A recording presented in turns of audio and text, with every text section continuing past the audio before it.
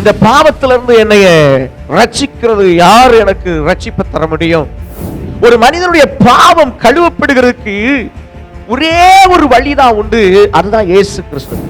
ரத்தம் சிந்துதல் இல்லாமல் மன்னிப்பு உண்டாகாது. பாவ உணர்வை அடைய வைக்கிறதுக்கு அந்த மனசாட்சி தான் எழும்பி பேசக்கூடிய காரியங்களை செய்யும். பாவத்திலிருந்து நீங்கள் சுத்திகரிக்கப்படுகிறதற்கு இயேசு கிறிஸ்துவின் ரத்தம் ஒன்று தான் வழி.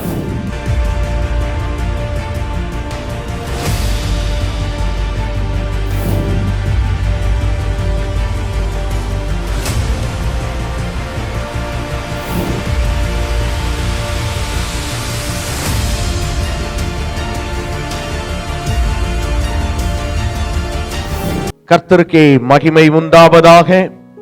கிறிஸ்துவின் சீஷர்கள் ஊழியங்களிலிருந்து உங்கள் அன்பு சகோதரன்.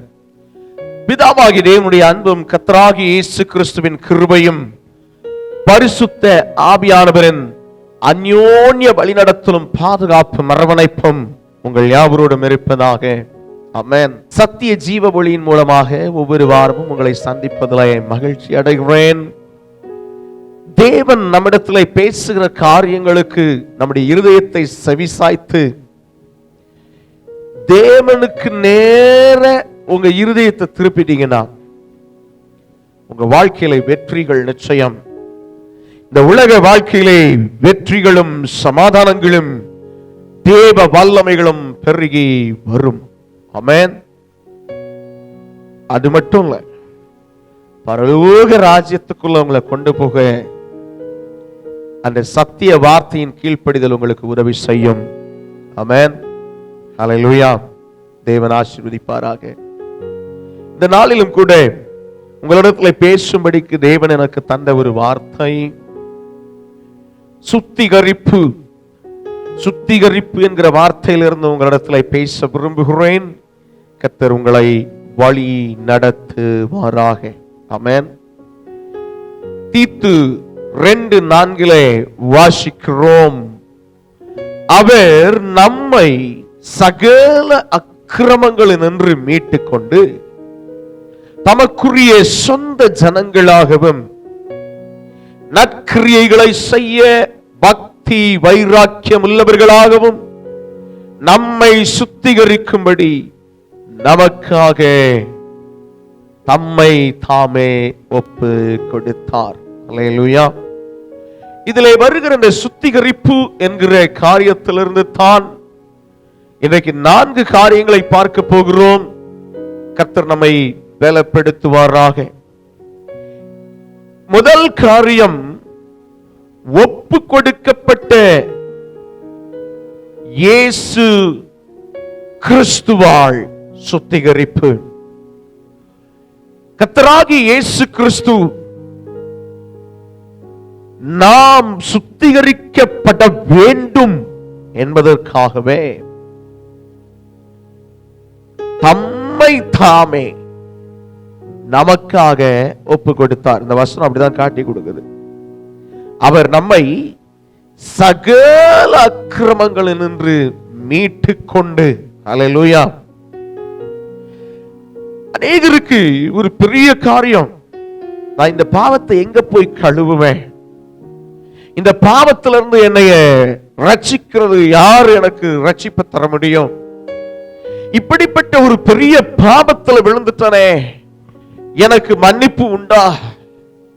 ஐயோ, நான் எப்படியாவது அந்த சொர்க்கத்துக்கு போயிடணுமே, எப்படியாவது அந்த பரலோகத்துக்கு போயிடணுமே, எப்படியாவது அந்த நல்ல இடத்துக்கு என் மரணத்துக்கு முன்பு நான் போய்விட வேண்டுமே என்று அநேகருக்கு அநேக விதமான வாஞ்சை அல்லது எதிர்பார்ப்பு இருக்கிறது.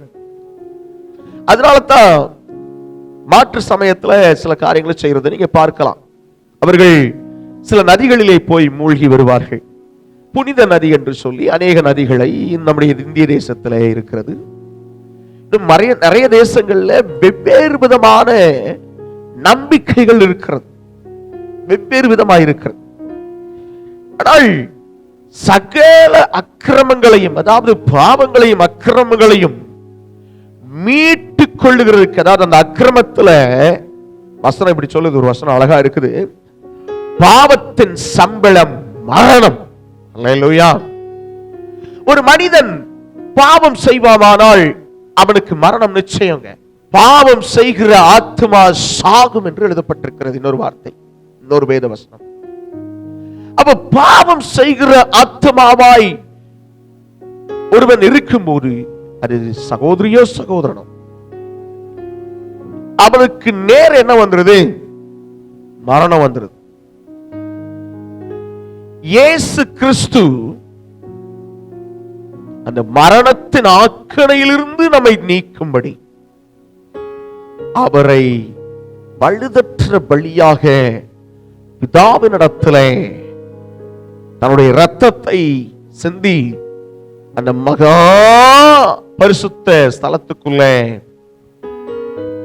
கையினால் செய்யப்பட்ட கூடாரம் இல்ல, அங்கே உன்னதத்தில் இருக்கிற அந்த விசேஷித்த கூடாரத்துக்குள்ள நமக்காக போயிருக்கிறாருங்க. அதற்குத்தான் அவருடைய அந்த சிலுவையின் கோர மரணத்துக்குள்ளே அவர் வந்தார். அப்போ சுத்திகரிப்பு எங்கே இருக்கிறது? ஒரு மனிதனுடைய பாவம் கழுவப்படுகிறதுக்கு ஒரே ஒரு வழிதான் உண்டு, அதுதான் இயேசு கிறிஸ்துங்க. இயேசு கிறிஸ்துவின் ரத்தம் தான் பாவங்களை சுத்திகரிக்கும். அப்ப ஒரே வழி இருக்குது. இந்த இடத்துல இந்த வசனத்தை வாசிக்கிறோம். அது என்ன மாத்திடுறாரா? தமக்கு சொந்த ஜனங்களாகவும் நற்கிரியைகளை செய்கிறதற்கு பக்தி வைராக்கியம் உடையவர்களாகவும். அல்லேலூயா. இன்னைக்கு நிறைய பேருக்கு பக்தி வைராக்கியம் இருக்குது. என்ன பக்தி வைராக்கியம்? நான் இந்த சபையை சேர்ந்தவன், அல்லது இந்த கிறிஸ்தவத்துல இப்படி உன்னத நிலையில் இருக்கிறவன். ஆனால் வேற சொல்ற பக்தி வைராக்கியம் அது இல்லைங்க. இங்க சொல்லுது பாருங்க வசனம், நற்கிரியைகளை செய்ய பக்தி வைராக்கியம். நான் தான் எல்லாம் பெரிய ஆளு தெரியுமா? இயேசு சொல்லி கொடுத்தாரு, தன்னைத்தான் தாழ்த்துகிறவன் நான் உயர்த்தப்படுவான். அல்லேலூயா. தாழ்மையின் சிந்தையோடு நடங்கள். அப்போ நற்கிரியைகளை செய்கிறதற்கு பக்தி வைராக்கியம் உள்ளவர்களாய் மாறுகிறதற்காகவோ நம்மை சுத்திகரித்து, ஆமென், நம்மளை அவர் சுத்திகரிக்கிறதுக்காக தாங்க நமக்காக தம்மை தாமே ஒப்பு கொடுத்தார். அல்லேலூயா, அல்லேலூயா. உன் பாவத்தை எப்படி போக்குவேன்னு சொல்லி அல்லாடி கொண்டிருக்கிறாயோ, இயேசு உனக்காய் ஒப்பு கொடுக்கப்பட்டிருக்கிறார். அல்லேலூயா. இதுல இரண்டாவது காரியமாக இயேசுவின் இரத்தத்தினால் சுத்திகரிப்பு என்கிறதுல இருந்து பார்க்க விரும்புகிறேன். எபிரேயர் 9:22 வாசிப்போமானால், நியாயப்பிரமாணத்தின்படி கொஞ்சம் குறைய எல்லாம் இரத்தத்தினாலே சுத்திகரிக்கப்படும், இரத்தம் சிந்துதல் இல்லாமல் மன்னிப்பு உண்டாகாது. ஆமென். ஒரு மனிதனுக்கு பாவ மன்னிப்பு வேண்டுமானால் அதற்கு ஒரு இரத்தம் சிந்தப்பட வேண்டும். இன்றைக்கும் சில சமயங்களிலே அல்லது சில மார்க்கங்களிலே அவர்கள் சில பலிகளை இட்டு இரத்த பலிகளை செலுத்தி கடவுளுடைய இருதயத்தை திருப்திப்படுத்தி விடலாம் என்று சொல்லுகிறவர்கள் உண்டு. பழைய ஏற்பாட்டிலே அது கொடுக்கப்பட்டதாகவே பைபிள் சொல்லுது. அல்லேலூயா. அதனுடைய டூப்ளிகேஷன் முறைமை தான் நிறைய இடத்துல பரவி போச்சு. அல்லேலூயா. ஆனால் இயேசு கிறிஸ்து வந்த பின்பு ஒரு ஆட்டையோ அல்லது மாட்டையோ அல்லது வெள்ளாட்டுக்கடாவையோ அல்லது இளங்காளையோ நாம் பலி செலுத்த வேண்டிய அவசியம் இல்லை. மாறாக இயேசுவின் சரீரம் உங்களுக்காக எனக்காக பிற்கப்பட்டு உலகத்தின் சகல பாவங்களையும் நிவர்த்தி செய்கிற கிருபாதார பலியாக அவர் தம்மை தாமே ஒப்பு கொடுத்திருந்தார். அல்லேலூயா. அதனால ரொம்ப தைரியத்தோட பிதாவினிடத்துல வந்து, ஆண்டவரே, உம்முடைய அன்பு குமாரனுடைய இரத்தத்தினாலே என்னை சுத்திகரியும் என்று கேட்பீர்களானால் உங்களை சுத்திகரித்து உங்களை வழிநடத்த அவர் நல்லவராய் இருக்கிறார். அல்லேலூயா, அல்லேலூயா. இந்த வார்த்தையை பாருங்க. ரத்தம் சிந்துதல் இல்லாமல் மன்னிப்பு உண்டாகாது. அப்போ ரத்தம் சிந்தப்பட வேண்டியதன் அவசியம் இருக்கிறது. ஒரு மனிதனுடைய பாவங்கள் கழுவப்படுகிறதற்கு, ஒரு மனிதனுடைய பாவங்கள் மன்னிக்கப்படுகிறதற்கு ஒரு ரத்தம் அவசியம். குற்றமில்லாத ஒரு ரத்தம் அவசியம். பழுதில்லாத ஒரு ரத்தம் அவசியம். இயேசு கிறிஸ்து ஒரு பழுதும் அவர் சரீரத்திலும் இல்லை, அவருடைய ஆத்மாவிலே இல்லைங்க. அல்லேலூயா. ஏன் தெரியுமா? நீங்களும் நானும் ரட்சிக்கப்பட்டு தேவனிடத்துல வரணும்னு சொல்லி அவர் விரும்பினதுனாலே தன்னைத்தானே முழுமையாய் பலியாக ஒப்பு கொடுத்தார். அல்லேலூயா. இரண்டாவது காரியத்துல இயேசுவின் ரத்தத்தினாலே சுத்திகரிப்பு என்று பார்த்து கொண்டிருக்கிறோம். அல்லேலூயா. 1 யோவான் 1:7 வாசிக்கிறேன். அவர் ஒளியில் இருக்கிறது போல நாமும் ஒளியிலே நடந்தால் ஒருவரோடு ஒருவர் ஐக்கியப்பட்டிருப்போம். அவருடைய குமாரனாகிய இயேசு கிறிஸ்துவின் ரத்தம் சகல பாவங்களையும் நீக்கி நம்மை சுத்திகரிக்கும். அல்லேலூயா.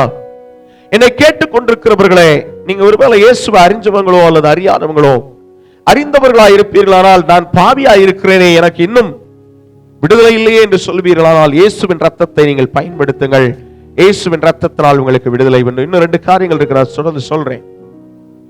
அப்ப முதல்ல அவர் ஒப்பு கொடுத்திருக்கிறாரு, அதனால் அவர் மூலமா நீங்க வந்துடலாம். 2வது அவர் ரத்தம் ஒண்ணுதான் நம்மளை சுத்திகரிக்கும். அல்லேலூயா. இந்த வசனம் சொல்லுது, அவருடைய குமாரனாகிய இயேசு கிறிஸ்துவின் ரத்தம் சகல பாவங்களையும். ஆமென். தீத்து 2:14 வாசிக்கும் போது பார்த்தோம், சகல அக்கிரமங்களிலிருந்து மீட்டுக் கொள்ளுகிறதற்காக. ஆமென். அப்போ பாவத்திலிருந்து விடுதலை வேணுமா? ஒரு அக்கிரமத்தின் செய்கையிலிருந்து நீங்க விடுதலையாக்கப்படணுமா? அதற்கு வேண்டியது இயேசுவின் ரத்தம். அல்லேலூயா. இந்த ரத்தம் இல்லாம பரலோகத்துக்கு போகவே முடியாதுங்க. அல்லேலூயா. பாருங்க, இன்னொரு வசனம் வாசிக்கிறேன். எபிரேயர் 9:14. நித்திய ஆவியினாலே தம்மை தாமே பழுதற்ற பலியாக தேவனுக்கு ஒப்பு கொடுத்த கிறிஸ்துவினுடைய ரத்தம் ஜீவனுள்ள தேவனுக்கு ஊழியம் செய்வதற்கு உங்கள் மனசாட்சியை செத்த கிரியைகளற சுத்திகரிப்பது எவ்வளவு நிச்சயம். அல்லேலூயா. அப்ப கிறிஸ்துவனுடைய ரத்தம் எதுக்கு? என்னுடைய மனசாட்சியை சுத்திகரிக்கும். அநேகருக்கு மனசாட்சியில தான் ரொம்ப குத்துங்க. ஒரு தவறு பண்ணும்போது, ஒரு பாவம் செய்யும் போது. அதே போல பாவ உணர்வை அடைய வைக்கிறதுக்கு அந்த மனசாட்சி தான் எழும்பி பேசக்கூடிய காரியங்களை செய்யும். இதை செயல்படுத்துகிறதுக்கு கர்த்தருடைய ஆவியானவரும் உதவி செய்கிறார். சில இடங்கள்ல மனம் நொந்து மருளும் போது, ஐயோ நான் இப்படி செய்து விட்டேனே, இப்படி நான் செய்திருக்க கூடாதே, எனக்கு மன்னிப்பு உண்டா, என்னை மன்னிக்க யாரால் கூடும் என்று சொல்லி ஒரு பெரிய எதிர்பார்ப்போடு அந்த சம்பந்தப்பட்ட நபர் தேடி அங்கலாய்க்கும் போது கிறிஸ்துவின் அன்பு அவர்களுக்கு வெளிப்படுத்தப்பட்டு, இதோ நான் இருக்கிறேன், என்னிடத்தில் வா. அழகா இன்னொரு வசனம் சொல்லுது, வருத்தப்பட்டு பாரம் சுமக்கிறவர்களை நீங்கள் எல்லாரும் என்னிடத்தில் வாருங்கள், நான் உங்களுக்கு இளைப்பாறுதல் தருவேன். அல்லேலூயா. அப்ப இயேசு கிறிஸ்துவின் ரத்தம் எப்படி போட்டிருக்கு பாருங்க அந்த வசனம். எபிரேயர் 9:14 நித்திய ஆவியினாலே தம்மை தாமே பழுதற்ற பலியாக தேவனுக்கு ஒப்பு கொடுத்த கிறிஸ்துவினுடைய ரத்தம். அல்லேலூயா. பழுதற்ற பலி எங்க? அவரிடத்துல ஒரு பழுதும் இல்லைங்க. பிலாத்து அவரை விசாரித்து சொல்றான், இவரிடத்துல ஒரு குற்றத்தை நான் பார்க்கலையே. அவரை காட்டி கொடுத்த யூதாஸ் காரியத்தை சொல்றான், குற்றமில்லாத ரத்தத்தை காட்டி கொடுத்து விட்டேனே. அங்கே இப்படி ஒவ்வொருத்தரும் அவர் பலி அந்த அவர் பலியாக தன்னை அர்ப்பணிக்கும் போது இங்கே அங்கே அலைக்கழிக்கப்படுகிறார்களே, ஒவ்வொருத்தரும் சொல்றாங்க, சாட்சியா சொல்றாங்க, அவர்கிட்ட ஒரு குற்றமும் இல்லையே, அவர்கிட்ட ஒரு குறையும் இல்லையே. அல்லேலூயா. ஒரு குறைவும் இல்லாம தம்மை தாமே அவர் பலியாக செலுத்தினதினாலே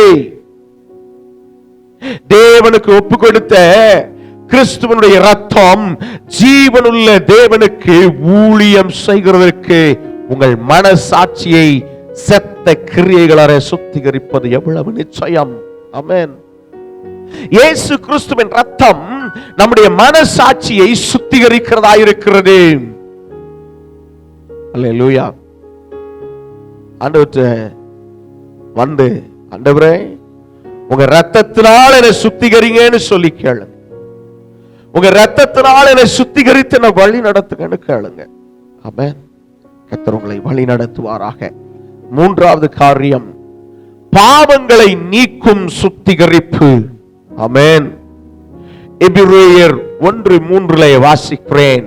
இவர் அவருடைய மகிமையின் பிரகாசமும் அவருடைய தன்மையின் சொரூபமுமாயிருந்து சர்வத்தையும் தம்முடைய வல்லமையிலே வசனத்தினாலே தாங்குகிறவராய் தம்மாலே தாமே நம்முடைய பாவங்களை நீக்கும் சுத்திகரிப்பை உண்டு பண்ணி உன்னதத்தில் உள்ள மகத்துவமானவருடைய வலது வாரிசத்தில் உட்கார்ந்தார். அல்லேலூயா.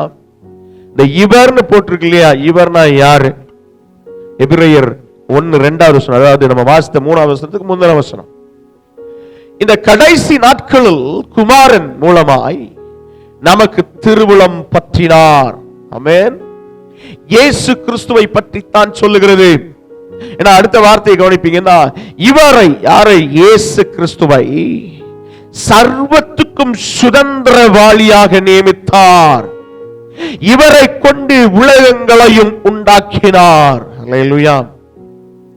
இயேசு எப்படிப்பட்டவர் என்பதை அல்லது யார் என்பதை நீங்கள் அறிய வேண்டுமானால் இந்த இடத்துல இயேசு கிறிஸ்துவின் தெய்வ தன்மையை குறித்து காண்பித்துக் கொடுக்கிறது இந்த சத்திய வேத பகுதி. இவரை சர்வத்துக்கும் சுதந்திரவாளியாக நியமித்த தேவன் மாத்திரமல்ல, இவரை கொண்டுதான் உலகங்களையும் உண்டாக்கினார் என்று எழுதப்பட்டிருக்கிறது. அதனாலதான் அடுத்த வசனத்தோட வாசிக்கும் போது பாத்தீங்கன்னா, இவர் அவருடைய மகிமையின் பிரகாசமும் அவருடைய தன்மையின் சொரூபமுமாயிருந்து சர்வத்தையும் தம்முடைய வல்லமையுள்ள வசனத்தினாலே தாங்குகிறவராய். ஆமென். நீங்க கேட்கலாம், இதனுடைய அர்த்தம் என்ன பிரதர்? தேவன் இந்த உலகத்தை உண்டாக்கும் போது, கர்த்தர் இந்த உலகத்தை உண்டாக்கும் போது, கர்த்தர் என்கிற பதம் அதனுடைய அர்த்தம் என்ன அப்படின்னு பாத்தீங்கன்னா, பிதா, குமாரன், பரிசுத்தாவியாகிய அந்த திரியேக தெய்வத்திற்கு கர்த்தர் என்கிற பதம் அநேக இடத்துல வேதத்துல பயன்படுத்தப்பட்டிருக்கிறது. சரி, அப்ப அந்த கர்த்தர் உலகத்தை உண்டாக்கும் போது இந்த இடத்துல இப்ப நம்ம வாசன வசனம் சொல்லுது, இவர் மூலமா, இவரை கொண்டு உலகங்களை உண்டாக்கினார். ஏன் எப்படி எழுதியிருக்கு அப்படின்னு பாத்தீங்கன்னா, யோவான்ல 1வது அதிகாரத்தில் வாசிப்பீங்கன்னா சொல்லுது, ஆதியிலே வார்த்தை இருந்தது, அந்த வார்த்தை தேவனிடத்தில் இருந்தது, அந்த வார்த்தை தேவனாய் இருந்தது, அந்த வார்த்தை மாம்சமாகி. ஆமென். அவர்தான் கிருபையினாலும் சத்தியத்தினாலும் நிறைந்தவராக இந்த உலகத்தில் வாசம் பண்ணினாரு. ஆமென். கர்த்தராகிய இயேசு கிறிஸ்து வார்த்தை. அதனாலதான் இங்க சொல்லுது வார்த்தை. அந்த வார்த்தையை வச்சுதான் உலகத்தை உண்டாக்குனாரு. அந்த உலகத்தை உண்டாக்குன அந்த தேவன் என்ன பண்ணிட்டாரு? தன்னுடைய குமாரனாயிருக்கிற அந்த தேவனை, ஆமென், சர்வத்தையும் தம்முடைய வல்லமையுள்ள வசனத்தினாலே தாங்குகிறார். அது எப்படி ஐயா நடக்கிறது? உலகம் உண்டாகும் போது ஒரு வார்த்தை சொல்றாரு, வெளிச்சம் வரட்டும். இன்னைக்கும் வெளிச்சம் இருக்குது. அல்லேலூயா. அநேக பறவைகளை ஒரு வார்த்தையிலே உண்டாக்குகிறார். இப்படி ஒவ்வொரு காரியங்களும் ஒரே வார்த்தையிலே இங்கே உண்டாக்கப்படுகிறதை நீங்கள் பார்க்கலாம். அல்லேலூயா.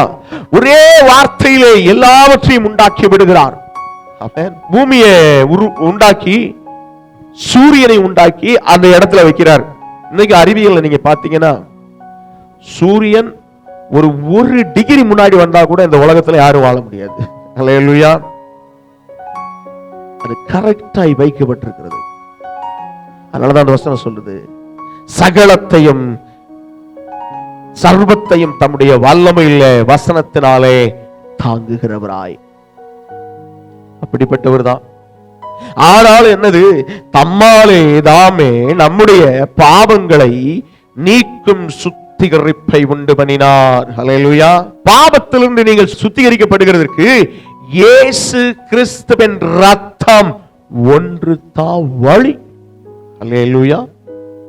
ஆண்டவரை பார்த்து, ஆண்டவரே எனக்காக நீங்க அந்த சுத்திகரிப்பை உண்டாக்கிட்டீங்க, எனக்காக அந்த சுத்திகரிப்பை உண்டாக்கிட்டீங்க, நான் அதை பெற்றுக்கொள்ளட்டும் ஆண்டவரே, நான் அதை பெற்றுக்கொள்ளட்டும் ஆண்டவரே என்று நாம் சொல்ல வேண்டும். ஹல்லேலூயா. இயேசு கிறிஸ்துவின் ரத்தம் சகல பாவங்களையும் நீக்கி நம்மை சுத்திகரிக்கிறது என்று வாசித்தோமே, அதே மாதிரி ஆண்டவரே அந்த ரத்தத்தினால நான் சுத்திகரிக்கப்பட எனக்கு உதவி செய்யுங்க, அந்த ரத்தத்தினால என்னை தூக்கி எடுங்க சொல்லுவீங்களா? ஆண்டவரை நோக்கி பார்த்து சொல்லுங்களேன், ஆண்டவரை நோக்கி பார்த்து சொல்லுங்களேன் பிரியமானவர்களே. ஹல்லேலூயா. பாவங்களை நீக்குகிறதுக்கு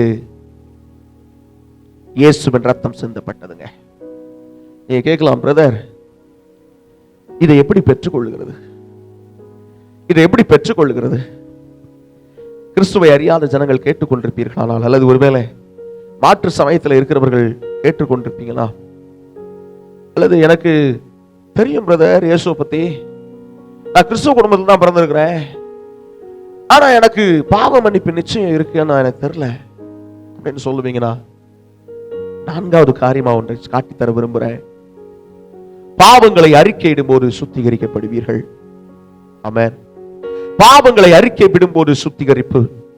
1 யோவான் 1:9, நம்முடைய பாவங்களை நாம் அறிக்கையிட்டால் பாவங்களை நமக்கு மன்னித்து எல்லா அநியாயத்தையும் நீக்கி நம்மை சுத்திகரிப்பதற்கு அவர் உண்மையும் நீதியும் உள்ளவராயிருக்கிறார். ஹல்லேலூயா. ரத்தம் சிந்தப்பட்டு ரெடியா இருக்கு. இயேசுவின் ரத்தம் சிந்தப்பட்டு எதுக்கு இவ்வளவு நேரம் காட்டினே, என் பாவத்தை மன்னிக்கிறது, என் அக்கிரமத்தை மன்னிக்கிறதுக்கு ஒரே ஒரு காரியம், இயேசுவின் ரத்தம். அது குற்றமில்லாத ரத்தம். அந்த ரத்தம் சிந்தப்பட்டிருக்கு. இப்ப நான் என்ன செய்யணும்? அதை கிளைம் பண்ணணும், அதை எடுத்துக்கணும், அதை பெற்றுக்கொள்ள வேண்டும். அதை பெற்றுக்கொள்கிறதுக்கு ஒரு வழி இந்த வார்த்தை சொல்லி தருகிறது. 1 யோவான் 1:9 சொல்லி தருகிறது, நம்முடைய பாவங்களை நாம் அறிக்கையிட்டால். அல்லேலூயா. நீங்க ஆண்டவரிடத்துல உங்கள் பாவங்களை அறிக்கையிடுகிறீர்களா இல்லையா? நிதானிப்பீங்களா? ஆண்டவரை நோக்கி பார்த்து, ஆண்டவரே என் பாவ மரணை கழுவ நீர் நல்லவர், என் பாவங்களை சுத்திகரிக்க நீர் நல்லவர், என் பாவத்திலிருந்து என்னை விடுதலையாக்க நீர் நல்லவர் என்று சொல்லி அவரிடத்துல வந்து, ஆண்டவரே என் பாவங்களை மன்னியும், பாவங்களை மன்னியும் என்று சொல்லுங்க. கேட்கலாம், எது பிரதர் பாவம்? இந்த வேத வசனத்தை நீங்க கை கொள்ளாம இருப்பீங்கன்னா பாவங்க. அதுல ஒண்ணு சொல்லுது, விக்கிரக ஆராதனை பாவம்னு சொல்லுது. இன்னைக்கு கிறிஸ்தவ கூட்டங்கள்ல கூட சில இடத்துல விக்கிரகங்கள் வைக்கப்பட்டிருக்கு. கிறிஸ்துவை அறியாத ஜனங்களுக்கு விக்கிரகங்கள் அதை பத்தி தான் தெரியும். நீங்க ஒருவேளை இதை கேட்டுக்கிட்டு இருக்கீங்கன்னா விக்கிரக ஆராதனையை விட்டு வெளியே வாங்க. பைபிள் சொல்லுது, இயேசு ஒருவரே மத்தியஸ்தராக இருக்கிறார். அந்த மத்தியஸ்தராகிய இயேசு உங்களை அவருடைய ரத்தத்தை சிந்தி இருக்கிறாருங்க. உங்க பாவங்கள் எல்லாம் மன்னிக்க அவர் இரக்கமுள்ளவரா இருக்கிறாருங்க. நீங்க அறிக்கை பண்ணுவீங்களா? முதல்ல, ஆண்டவரே நான் உங்களை பத்தி தெரியாம இதை செய்துட்டேன், அறிக்கை பண்ணுங்க. என்ன மன்னிச்சிருங்க ஆண்டவரேன்னு சொல்லுங்க. இயேசுவே என்ன மன்னிச்சிருங்கன்னு சொல்லுங்க, மன்னிப்பாருங்க. நான் அறிக்கை பண்ணுகிறேன். இன்னொரு வசனம் சொல்லுகிறது, நீதிமொழிகள் 28:13 சொல்லுகிறது, தன் பாவங்களை மறைக்கிறவன் வாழ்வடைய மாட்டான், அவைகளை அறிக்கை செய்து விட்டு விடுகிறவனோ இரக்கம் பெறுவான். ஆமென். அறிக்கை செய்யறது மட்டும் இல்ல, விட்டு விடவும் செய்யணுங்க. ஆண்டவரே வந்து, ஆண்டவரே என் பாவமறை என்னை கழுவி என்னை சுத்திகரியும் என்று கேளுங்கள். ஒருவேளை நீங்க குடியில மாட்டி இருக்கலாம். ஆண்டவரே சொல்லுங்க, ஆண்டவரே இந்த குடி வெறியின் பாவத்தை என்னை விட்டு நீக்குங்க. ஒருவேளை உங்களுக்குள்ள பொய்கள் இருக்கலாம், அந்த பாவத்தை என்னை விட்டு நீக்குங்கன்னு சொல்லுங்க. ஒருவேளை உங்களுக்குள்ள களவு செய்கிற எண்ணம், அதாவது திருட்டுத்தனங்கள் இருக்கலாம், அந்த பாவத்தை என்னை விட்டு மன்னிங்கன்னு சொல்லுங்க. ஒருவேளை புறங்கூறுதல், அதாவது மற்றவங்களுக்கு எதிராக பேசுற தன்மை இருக்கலாம், அந்த பாவத்தை என்னை விட்டு மன்னிங்கன்னு சொல்லுங்க. ஆனா அதுக்கப்புறம் மன்னிப்பேன்னு சொன்ன பிறகு நீங்க திரும்ப அதை செய்யாதீங்க. அல்லேலூயா. ஏன்னா அதனாலதான் நீதிமொழியில் சொல்லுது, அவைகளை அறிக்கை செய்து விட்டு விடுகிறவனோ இரக்கம் பெறுவான். அறிக்கை செய்து விட்டு விட வேண்டும். இந்த பாவம் என்னன்னு நீங்க கண்டுபிடிக்கணும்னா இதுல அநேக வார்த்தைகள் இருக்குங்க. இந்த சத்திய வேதத்துல மாய்மாலம் பாவம், மாயக்காரர்களாயிருத்தல். மாயக்காரனா என்னது? உள்ள ஒண்ணு வெளிய ஒண்ணு, உள்ளுக்குள்ள வேற மாதிரியான எண்ணம், ஆனா வெளியில வேற மாதிரி காட்டிக்கிறது. அல்லேலூயா. அதெல்லாம் என்னது? பாவங்க. தேவன் அதெல்லாம் நம்மகிட்ட விரும்பல. அப்போ எது பாவம் என்பதை அறிகிற அறிவிக்குத்தான் இந்த வேத புஸ்தகம். இந்த வேத புஸ்தகத்துல இருக்கிற அநேக காரியங்களை நாம் கவனித்து அந்த பாவத்தை விட்டு மனம் திரும்பி வர வேண்டும். அல்லேலூயா. ஆண்டவர்ல ஒப்பு கொடுத்து, ஆண்டவரே நான் மனம் திரும்பி உங்களுக்கு நேரம் வர விரும்புறேன். எனக்கு இப்ப தெரிஞ்சிருச்சு இயேசுவின் ரத்தம் தான் என்ன சுத்திகரிக்கும்னு. என் பாவத்தை மன்னிக்கிறதுக்கு நீங்க ரத்தம் சிந்திருக்கீங்கன்னு தெரிஞ்சிருச்சு. நான் இனிமே என் வாயினால என்னுடைய பாவங்கள் ஒவ்வொன்றையும் சொல்லி சொல்லி அறிக்கை பண்ணுவேன்னு சொல்லுங்க. எனக்கு தெரியலையே பிரதர், நீங்க உண்மையிலேயே மனம் நொந்து ஆண்டவரிடத்துல மனம் கசந்து, ஆண்டவரே என்னை மன்னியும் என்று கேட்பீர்களானால் அவர் உங்கள் பாவங்களை மன்னித்து உங்களை விடுதலையாக்க நல்லவராயிருக்கிறார். அல்லேலூயா. உங்களை சீர்தூக்கி எடுத்து விடுதலையை தந்து ஆசீர்வதித்து பலப்படுத்த நல்லவராயிருக்கிறார். ஆமென். ஆண்டவருக்கு ஒப்பு கொடுப்பீங்களா? 4 காரியங்களை பார்த்தோங்க. சுத்திகரிப்புங்கிற தலைப்பில் 4 காரியம். ஒப்பு கொடுக்கப்பட்ட இயேசு கிறிஸ்துவால் சுத்திகரிப்பு முதலாவது. இரண்டாவது, இயேசு கிறிஸ்துவின் இரத்தத்தினால் சுத்திகரிப்பு. மூன்றாவது, பாவங்களை நீக்கும் சுத்திகரிப்பு. நான்காவது, பாவங்களை அறிக்கையிடும் போது சுத்திகரிப்பு. அல்லேலூயா. இந்த 4 காரியங்களுக்கு நேரம் உங்க இருதயத்தை நேராக்கி, ஆண்டவரே என்னை பலப்படுத்துங்க, நான் இன்னைக்கு என்ன ஒப்பு கொடுக்கிறேன், நீங்க சொன்ன இந்த வார்த்தையை நான் விசுவாசிக்கிறேன், இயேசுவின் ரத்தம் என் பாவங்களை நீக்கும்னு சொல்றீங்களே, இந்த வார்த்தையின்படி நான் விசுவாசித்து உம்மை தேட விரும்புறேன்னு சொல்லுவீங்களா? கண்களை மூடி ஆண்டவரை நோக்கி பார்ப்போமா? மகிமையின் தேவனே, உன்னதங்களில் வாசம் பண்ணுகிறவரே, பரிசுத்தத்தில் மகத்துவம் உள்ளவரே, இந்த வார்த்தை சொன்னபடி இந்த நேரத்தில் என்னோடு கூட சேர்ந்து ஜெபிப்பீங்களா? ஆண்டவரே என்னோடு கூட சேர்ந்து ஜெபிக்கிற இந்த பிள்ளைகளை தொடுங்க. ஏசப்பா என் பாவத்தை மன்னிங்கன்னு வாயை திறந்து கூப்பிடுவீங்களா? என்னுடைய அக்கிரமங்கள் எல்லாத்தையும் நீக்குங்க, உங்களுக்கு பிரியமில்லாத எல்லாத்தையும் என்னை விட்டு விலக்குங்கன்னு சொல்லுவீங்களா? தங்கள் இருதயத்தின் ஆழத்திலிருந்து இவைகளை கேட்ட ஒவ்வொரு பிள்ளைகளின் பாவங்களையும் மன்னித்தருளும், தயவாய் மன்னித்தருளும். கிருபையும் சமாதானமும் அவர்களை தொடுவதாக. அவர்கள் குடும்பங்களிலே இருக்கிற எதிர்மறையான காரியங்கள் எல்லாத்தையும் விட்டு விலகி பாவங்களை விட்டு ஓய்ந்திருக்கத்தக்கதாய் தேவனை அறிகிற அறிவுக்கு நேரே வரட்டும். இரக்கம் செய்யுங்க, காத்து கொள்ளுங்க. கண்ணீரோடு என் வாழ்க்கையில ஒரு மாற்றம் வராதான்னு காத்திருக்கிறவங்க, இன்னைக்கு நம்ம பார்த்த அந்த வசனத்தின்படி நீங்க பாவத்தை விட்டு வெளியே வந்து இயேசு உங்களை மன்னிச்சுட்டாருன்னா உங்க கண்களிலே ஒரு ஆனந்தத்தை சந்தோஷத்தை தந்து உங்கள் வாழ்க்கையை ஆசீர்வாதமாய் மாற்றவர் நல்லவர். ஒப்பு கொடுப்பீங்களா? கரத்தில் அர்ப்பணிக்கிறேன் பிதாவே, பலப்படுத்துங்க. இயேசுவின் நாமத்தில் அர்ப்பணிக்கிறோம் நல்ல தகப்பனே. ஆமென், ஆமென், ஆமென்.